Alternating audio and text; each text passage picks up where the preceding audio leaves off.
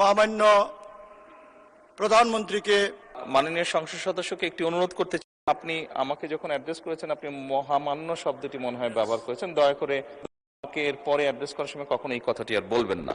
মহামান্য প্রধানমন্ত্রীকে নিজে এই প্রশ্ন করতে পারায় নিজেকে ধন্য মনে করি।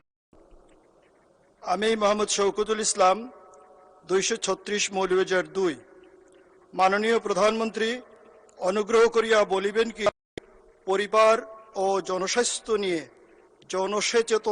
জনসচেতনতা বৃদ্ধিতে সরকার কি উদ্যোগ গ্রহণ করেছে? ধন্যবাদ মাননীয় স্পিকার। মাননীয় প্রধানমন্ত্রী। মাননীয় সংসদ সদস্য, আপনাকে ধন্যবাদ আপনার প্রশ্নের জবাব। মাননীয় স্পিকার, আমি ছোট্ট একটি কারেকশন করতে চাই, স্লিপ অফ টাং। একটু আগে একটি প্রশ্নের উত্তরে আমি প্রাথমিক বিশ্ববিদ্যালয় বলেছিলাম, ওটি প্রাথমিক বিদ্যালয় হবে।